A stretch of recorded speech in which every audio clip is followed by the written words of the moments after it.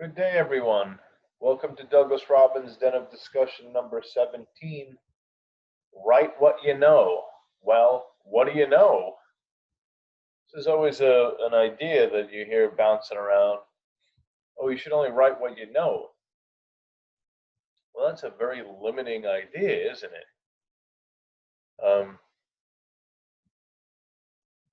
I used to write more autobiographical, and I think it was more of a purging of contempt and anger and struggle and frustration and desperation and love that was trying to get out.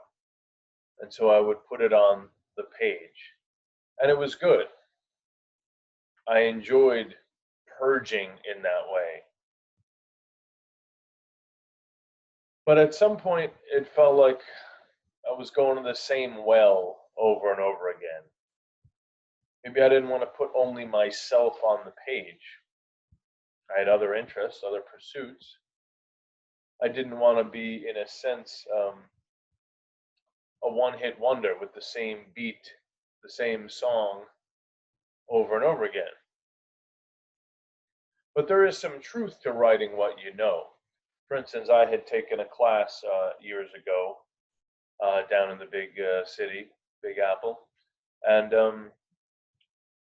there was a woman in the class who, now I grew up in the suburbs of New York, New Rochelle, um, fairly congested, etc. And so she was writing a story that her character went out, took a train out to New Rochelle. And she had this whole elaborate um, setting, atmospheric, bringing this in and those elements in, moody and dark. And the person got out of the train and was walking, and it was a dark road, and wolves and all sorts of stuff. And I said to myself, like, this woman doesn't know what the heck she's talking about. That's not in New Rochelle. That's not in the suburbs of New York. Maybe upstate in the Adirondacks or somewhere else. But she was building this entire story around false premises. And that's a slippery slope because she's painting herself into a corner.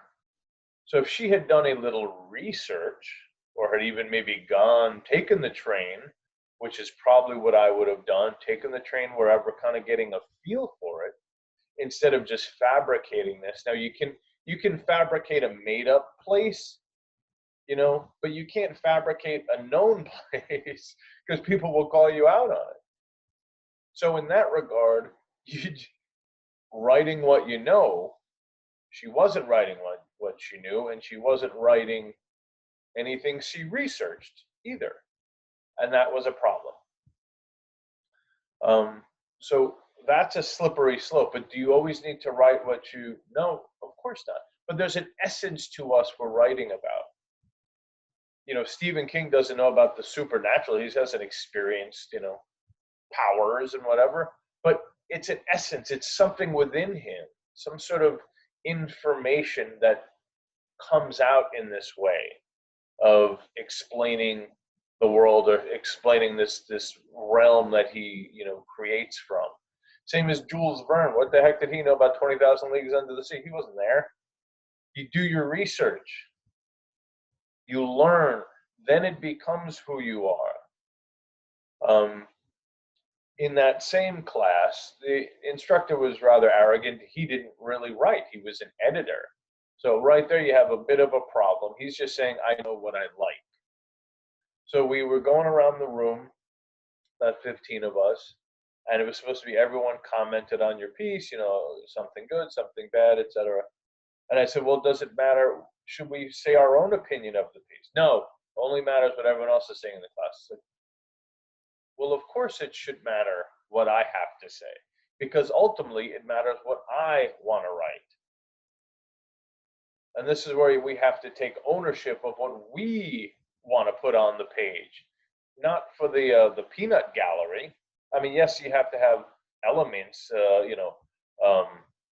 interesting narrative, interesting, dialogue, moving the story, plot, all these, character-driven stuff.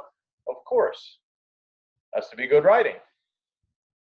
But It's not because the peanut gallery gives you approval.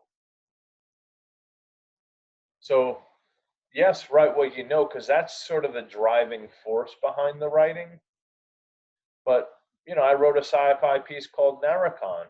It's about the evolution of souls, um, other planets, other entities, etc.